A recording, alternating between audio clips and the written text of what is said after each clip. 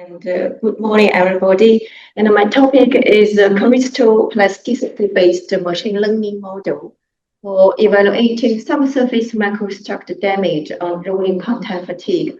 My name is Shuxin Wang from Jinhua University, China. And here are the contents.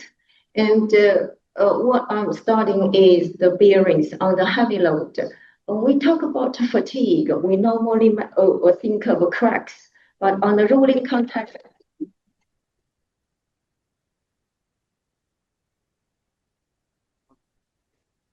but on the rolling contact fatigue, it's not only crack, but the microstructure that concerns us, which means on heavy load. Bearings fail at very early stage of fatigue life. And the fatigue design life is 20 years, but actually it fails not only less than 1 year. And in contrast to plane fatigue, rolling contact fatigue involves severe microstructure changes. For example, it involves subsurface damage, which means it forms a white etching area, which is totally different from a matrix, and also it forms either at non-metallic inclusions or it's not involved any inclusions. And for this question, we industries really want to know what causes this damage because it's unavoidable and causes severe problems. And we try to understand how and why, and of course, eventually we want to prevent. So by this experiment and rolling contact fatigue, we got we observed quite a lot of these kind of structures, and white etching area, I call it WEA, and we found various morphologies of WEA was observed normally during 1 centimeter below the surface, and the higher load level does not necessarily mean severe plastic deformation, which means even at a very low level of stress, these kind of damage still occur. And you can see it's a very highly dependent localized deformation. And we found two kinds of WEA. The first one is deformed WEA, which doesn't involve any phase transformation. But for transformed WEA, it involves reverse Martensite transformation, and also unexpectedly, that some amorphous structure was observed during these bearing skills. It's quite strange. And then we tried different kinds of mechanisms were posed. And the first is non-metallic inclusion-induced WEA, but based on our observation, it can be formed at non-inclusion areas. And also, the professor said it's help mechanism induced by hydrogen. But especially for Japanese researchers that conducted experiment, they found actually hydrogen got nothing to do with this WEA formation. And we eventually rule out all kinds of these mechanisms, and we propose that actually it's a sham band, but still the engineers from a German company, bearing companies, proposed it should be a benthic shear band, which means it's formed very at a very high strain rate. But fatigue is a low process, so based on this, we don't actually agree with these mechanisms. And since on the rolling contact fatigue is controlled by shear stress, we try to duplicate this kind of a structure. And by first we do normal compression because on the rolling contact fatigue, it's compression. And we found even at elastic range, there's no residue string left. And then we conducted a special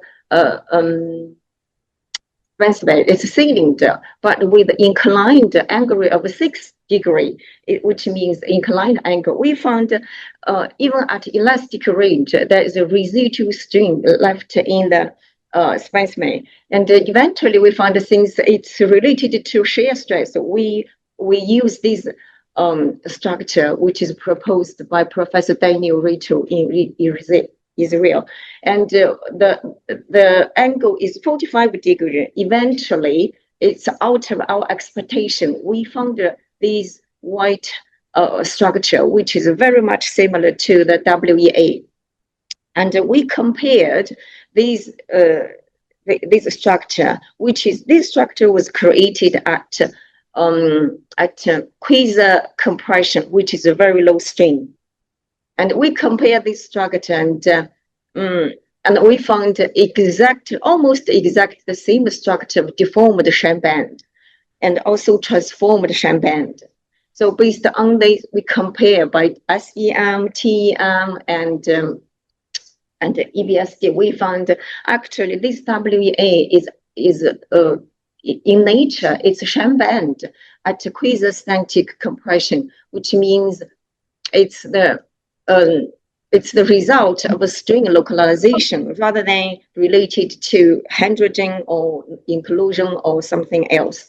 And then based on this conclusion, we model this shear string localization based on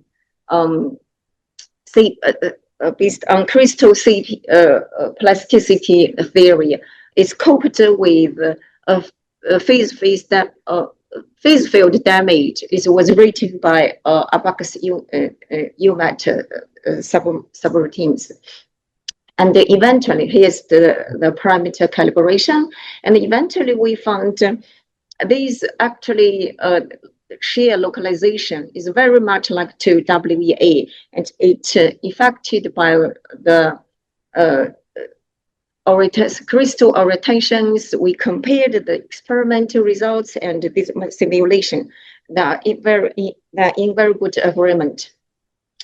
And also, we found actually it's not the stress levels that determines how severe the WEA is, which has been proved by our experiment.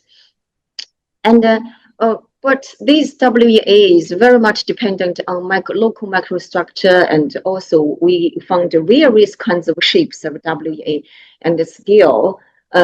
We trying to understand how those actually inclusions was formed or was influence WEA formation, and we use machine learning method to take in all those factors into consideration. And here's the data collection and analysis in ML, and we use like 432 sets of data, and a part of those data was generated in our experiment. And then eventually, we found the WA damage from this CP. Of course, some data was not available from experiment, so it comes especially for the number of cycles fatigue.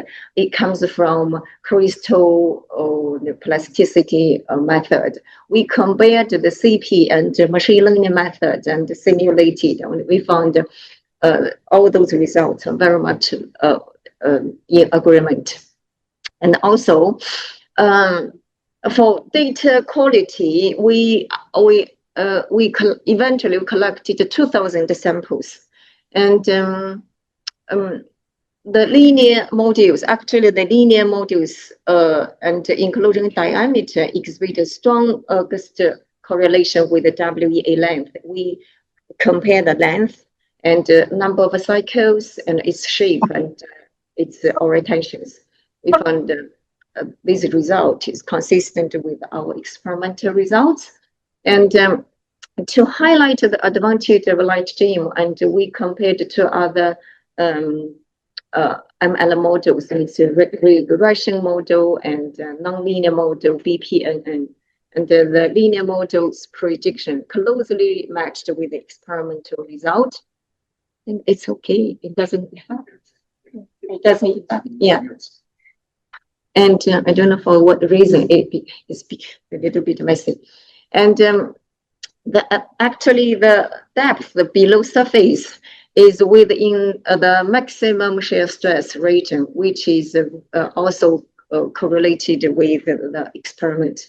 And the diameter, we found the larger including diameter result in higher prediction accuracy. But in fact, we found quite a lot of inconsistency, because here is a very large inclusion. Actually, WEA was observed at the small inclusion rather than the diameter. Here is something we still can't explain now.